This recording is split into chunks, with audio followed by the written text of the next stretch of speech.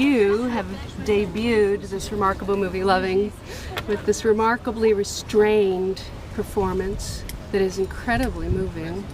Well, thank you. And I wanted to know how you and Jeff calibrated that restraint, because that's a big decision. Yeah, well, I mean, it's as with any filmmaking process, it's the collaboration and the collusion of all elements. I think it's, you know, the script, which, you know, interestingly enough, with a true story, winds even further back than the insemination of an idea, because it's the true kind of traumatic situation that two people endured that then was significant enough to become such a big movement of change in the United States, albeit one that not enough people know about. And that became a documentary that then became the foundation for Jeff writing a screenplay where he aimed to tell the truth, which brings us to the restrained aspect of it, which is because there are dramatic, and you're a filmmaker and you know this, there are moments where you go, oh, this is the one, we're going to push for this, we're going to get this, yeah, we're going to nail this, and you do, but you don't do it in a big way. Yeah, and that was the nature of their story, which was this constant laying on of pressure and the shutting down of avenues of freedom for this couple in a way that was not marked by any extreme violence. It wasn't scarred by any, you know, instant trauma. It was more of a weight than a sharp stab of oppression.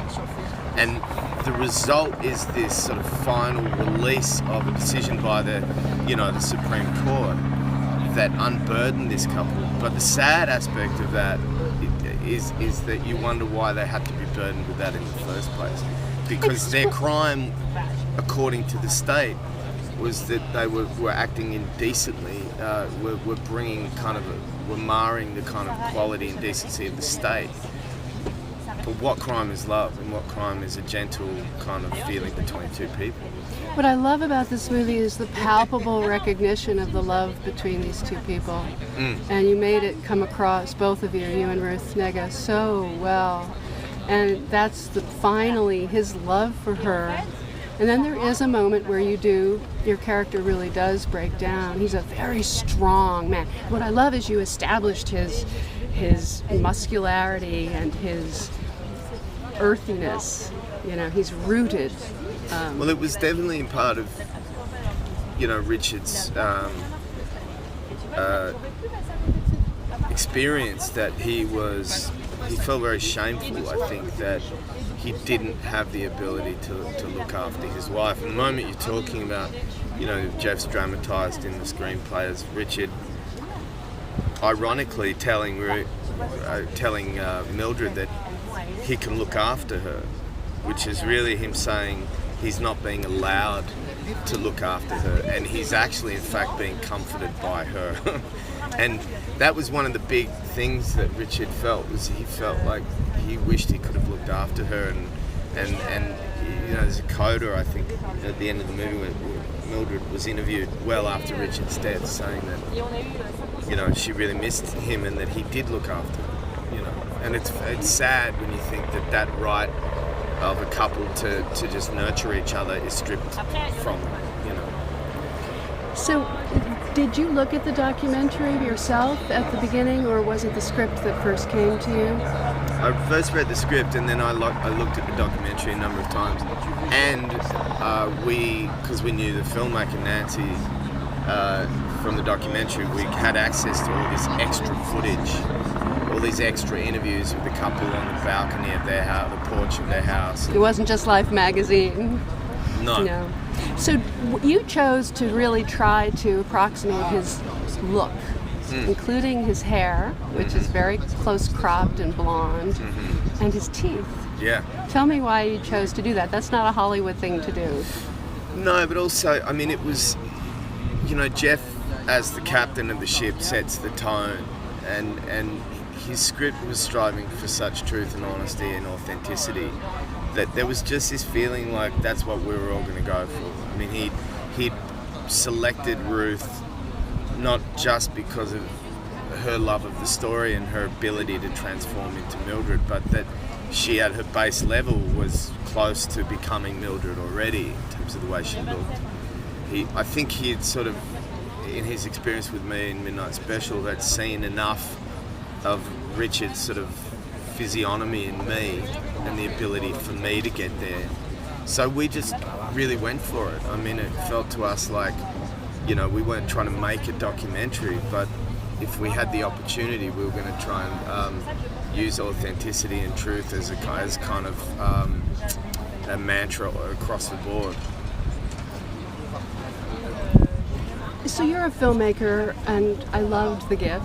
I thought you. it was terrific, really. And how are you balancing your career demands at this point? On what basis are you choosing the things that you do? Well, as I get the opportunities more and more, I'm trying to align myself with like-minded people, or people that are inspiring me because they have a point of view and they have something interesting to say. If I have the opportunity to keep making movies, big or small, that have enough nutritional value to them to make them worth spending the time and the energy you put in, then that's what I want to do. So I love working with guys like Jeff. It feels like, without being cunning about it, it's an investment in the future, because I think Jeff is the future of American cinema. I think guys like Jeremy Saulnier, who I'd like to work with, is the future of American cinema. I think this young guy, Trey Schultz, you know, who I'm hopefully working with soon. And these are the guys who are young, hungry, interesting, and interested. And then on the other side of things, as I work with those people, I also learn more and more about my own approach to making films, and I have a real interest to get behind the camera again, which I hopefully will do next year. It takes up a lot of time, and your acting career is certainly going well. Well, there's a nice, hopefully, balance between being the boss and then taking a year or a year and a half or 2 years to just sort of, you know, be the puppy dog to the master, and just fetch the stick for a while, you know, and then every couple of years, I think, to get behind the camera. And your brother is doing well too. Yeah, I'm working with him right now, actually. Tell us about that. So he's in Mexico City. I just came from there. Actually, it was sort of weird. It was like, see you later, I'm going to go a bit fancy over here in Cannes. And he's doing a great job. It's his second feature.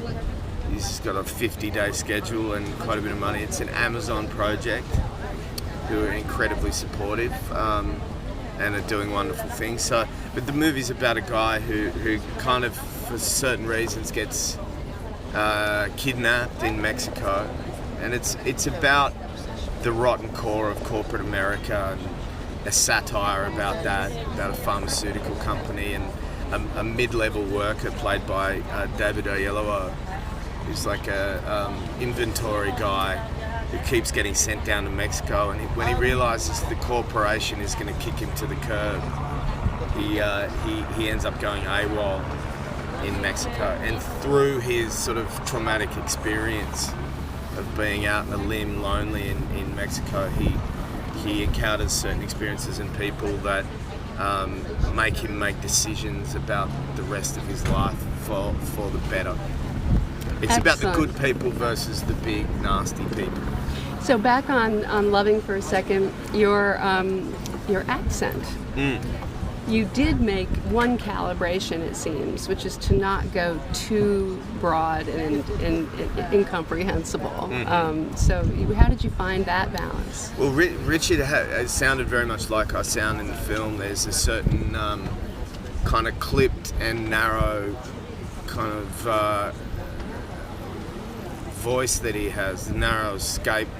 When I say narrow, the words barely escaped his mouth. One of the funniest things was, after a week or two, usually I'll say to a director, you know, let's talk about accent, about where it feels like it's sitting and whether it's working, because I'm very obsessive about accents. And do you work with a coach? Yeah, and different ones for each job. It just depends. But I like to do a lot of my own work. And what I like is the dialect coach to be a good, positive sounding board to me that they could give me the thumbs up or the shaky hand or the thumbs down, and then we could work out how to make adjustments. But after a certain amount of time, I feel like I need to own that accent myself. And with Richard, I had this conversation with Jeff, like how was it going? Because I want the audience to understand me, but at the same time, Richard was almost impossible to understand. And Jeff said, if there's one thing I would say is that I almost want to understand you less. Interesting. I can definitely do that. But yeah, he you know, I think when you think about Southern accents, there's a stereotypical Southern accent or generalised Southern accent that you can think about. But you know, it's interesting, the Virginian accent. There were sounds that almost sound Canadian.